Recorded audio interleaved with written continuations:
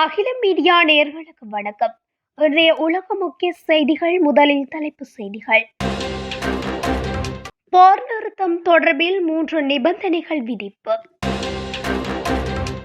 வடகொரியாவின் திட்டம். புதிய வான் பாதுகாப்பு ஏவுகணை அமைப்பை அறிமுகப்படுத்திய வடகொரியா. காசாவில் அதிகரித்து வரும் ஊட்டச்சத்து குறைபாடு. 24 மணி நேரத்தில் 8 பேர் உயிரிழப்பு.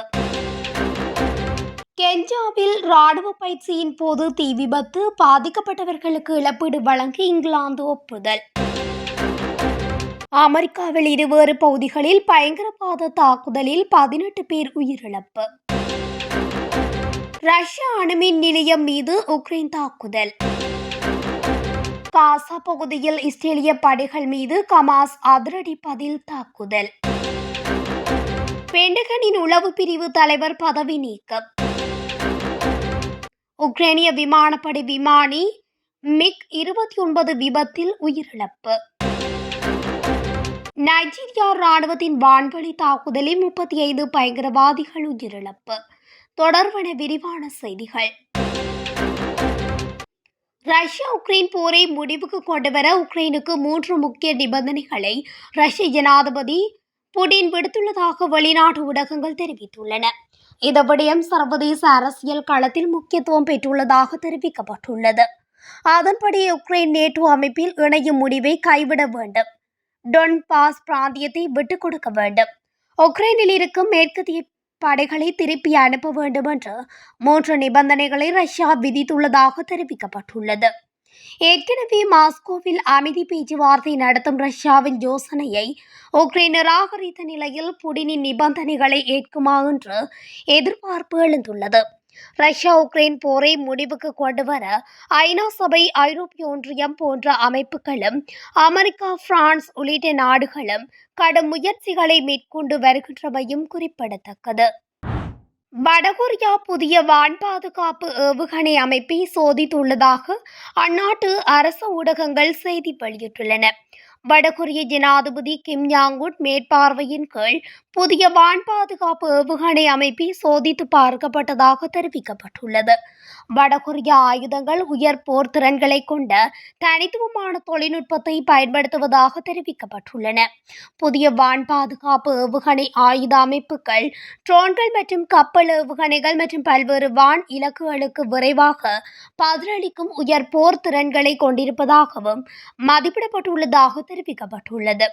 புதிய வான் பாதுகாப்பு ஏவுகணை அமைப்பின் செயற்பாடு மற்றும் எதிர்வினை முறை தனித்துவமான மற்றும் சிறப்பு தொழில்நுட்பத்தை அடிப்படையாக கொண்டவை என்று அந்நாட்டு ஊடகங்கள் மேலும் தெரிவித்துள்ளன. கடந்த 24 மணி நேரத்தில் காசா பகுதியில் 2 குழந்தைகள் உட்பட 8 பேர் ஊட்டச்சத்து குறைபாட்டால் இறந்துள்ளனர். அதன்படி இதுவரை 281 பேர் ஊட்டச்சத்து குறைபாட்டால் இறந்துள்ளதாக வெளிநாட்டு ஊடகங்கள் செய்தி வெளியிட்டுள்ளன. தற்போதைய சூழ்நிலை காரணமாக காசா பகுதியில் ஏராளமான மக்கள் ஊட்டச்சத்து குறைபாட்டால் பாதிக்கப்பட்டுள்ளதாக மனித உரிமை அமைப்புகள் சுட்டிக்காட்டுகின்றன. இதற்கிடையில் அக்டோபர் 2023 முதல் இஸ்ரேலிய தாக்குதல்களால் 63,300 காசா மக்கள் இறந்துள்ளதும் குறிப்பிடத்தக்கது. கிழக்கு ஆப்பிரிக்க நாடான கென்யாவில் உள்ள வோல்டெய்கா வனப்பகுதி இங்கிலாந்து கட்டுப்பாட்டில் உள்ளது. அங்குள்ள ரிஃப்ட் பள்ளத்தாக்கில் கடந்த 2021ஆம் ஆண்டு இங்கிலாந்து ராணுவ பயிற்சியை நடத்தியது.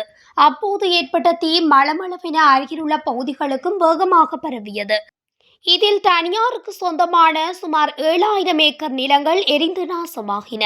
மேலும் பலருக்கு மூச்சு திணறல் உள்ளிட்ட உடல்நலக் குறைவு ஏற்பட்டது. இதனால் பாதிக்கப்பட்டவர்கள் கடந்த 4 ஆண்டுகளாக சட்ட போராட்டம் நடத்தி வந்தனர். இந்த நிலையில் தீ விபத்தால் பாதிக்கப்பட்டவர்களுக்கு சுமார் 25 கோடி இழப்பீடு வழங்க இங்கிலாந்து அரசாங்கம் ஒப்புக்கொண்டுள்ளது. தென் அமெரிக்காவில் உள்ள கொலம்பியாவில் நேற்றைய தினம் இருவேறு இடங்களில் இடம்பெற்ற பயங்கரவாத தாக்குதலில் 18 பேர் உயிரிழந்துள்ளனர். கொலம்பியாவில் அரசுக்கு எதிரான கிளர்ச்சி குழுவினர் அவ்வப்போது தாக்குதல் நடத்தி வருகின்றனர். அந்த வகையில் நேற்று அந்தியோக்கியா மாகாணத்தில் போதைப்பொருள் பயிர்களை அழிக்கும் பணியில் ஈடுபட்டிருந்த போலீஸ் அதிகாரிகளின் ஹெலிகாப்டர் மீது கிளர்ச்சியாளர்கள் ட்ரோன்கள் மூலம் தாக்குதல் நடத்தினர். இதில் 12 போலீஸ் அதிகாரிகள் உயிரிழந்ததுடன் 8 பேர் காயமடைந்தனர்.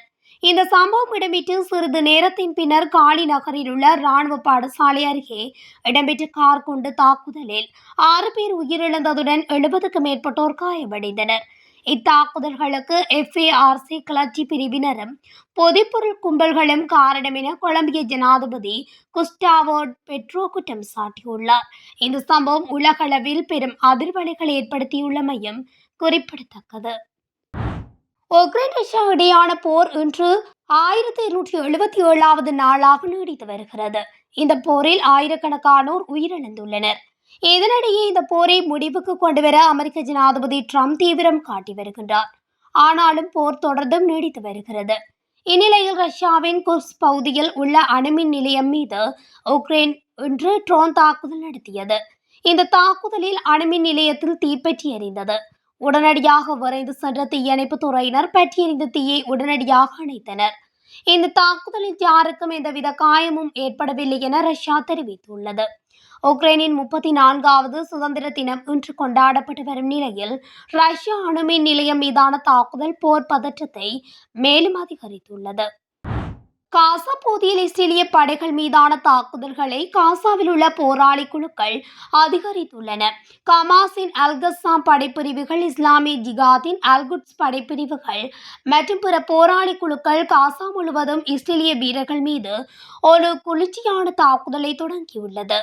ஆகஸ்ட் 23ஆம் தேதி அன்று காசாவில் இஸ்ரேலிய படைகள் குறைந்தது 37 பேரை கொன்றதால் இது கமாஸின் பதிலடி தாக்குதல்களாக நிகழ்த்தப்பட்டுள்ளது. இது கமாஸின் இஸ்ரேலுக்கான பதில் தாக்குதல்களாக கூறியுள்ளது.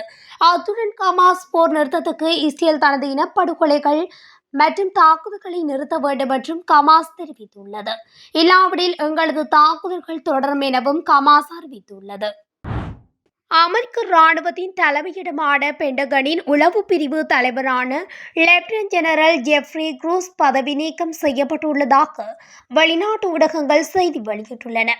இதேவேளை மேலும் 2 சிரேஷ்ட ராணுவ அதிகாரிகளும் நீக்கப்பட்டுள்ளதாகவும் தெரிவிக்கப்பட்டுள்ளது. இதற்கான உத்தரவை அமெரிக்க பாதுகாப்புத்துறை செயலாளர் பீட் ஹெக்ஸெட் பிறப்பித்துள்ளதாகவும் இந்த பணி நீக்கம் தொடர்பாக பாதுகாப்புத்துறை விளக்கம் அளிக்கவில்லை எனவும் தெரிவிக்கப்பட்டுள்ளது. ஈரான் மீதான அமெரிக்காவின் தாக்குதலில் ஈரானின் அணுசக்தி நிலையங்கள் முற்றிலுமாக அளிக்கப்படவில்லை என்று கடந்த ஜூன் மாதம் கசித அமெரிக்க பாதுகாப்பு உளவு அமைப்பின் அறிக்கையில் கூறப்பட்டிருந்தது. இந்த மதிப்பீடு முற்றிலும் தவறானது என்று வெள்ளை மாளிகை தெரிவித்திருந்தது. இந்த நிலையில் தான் பென்டகனின் உளவு பிரிவு தலைவர் நீக்கம் செய்யப்பட்டுள்ளமையும் குறிப்பிடத்தக்கது. உக்ரைனிய விமானப்படை விமானி MiG-29 விபத்தில் உயிரிழந்தார். போர் பணியை முடித்த பிறகு தரையிறங்கும் அணுகுமுறையின் போது உக்ரைனிய MiG-29 போர் விமானம் விபத்துக்குள்ளாகியுள்ளதாக உக்ரைனிய விமானப்படை தெரிவித்துள்ளது. போர் விமானத்தின் விமானியே இவ்வாறு கொல்லப்பட்டுள்ளார். விபத்திற்கான காரணங்கள் மற்றும் சூழ்நிலைகள் நிறுவப்பட்டு வருவதாக கியூ போஸ்ட் தெரிவித்துள்ளது. விபத்திற்கான காரணங்கள் மற்றும் சூழ்நிலைகளை ஆராய்ந்து வருவதாகவும் கூறப்பட்டுள்ளது. விமானம் எங்கு விபத்துக்குள்ளானது அல்லது அதன் பணியை பறக்கவிட்டது என்பது குறித்த தகவல்களை விமானப்படை இன்னும் வெளியிடவில்லை. MiG-29 என்பது சோவியத் யூனியனில் வடிவமைக்கப்பட்ட இரட்டை என்ஜின் கொண்ட போர் விமானமாகும்.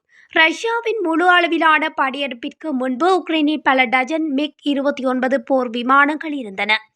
ஆனால் சில கடந்த 3.5 ஆண்டுகளில் போரில் தொலைந்து போயின.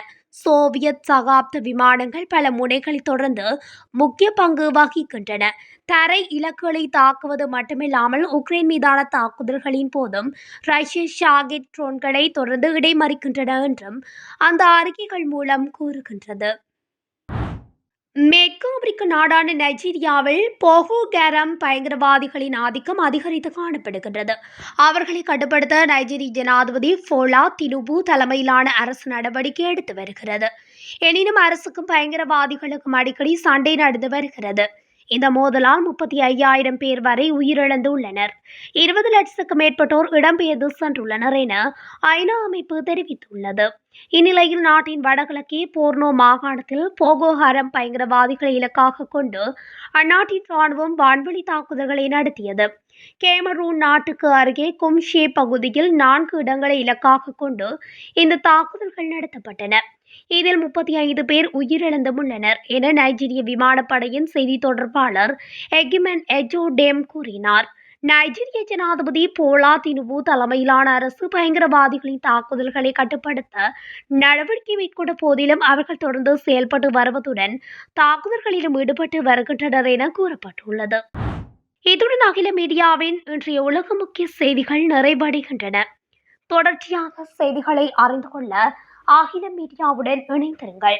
நன்றி, வணக்கம்.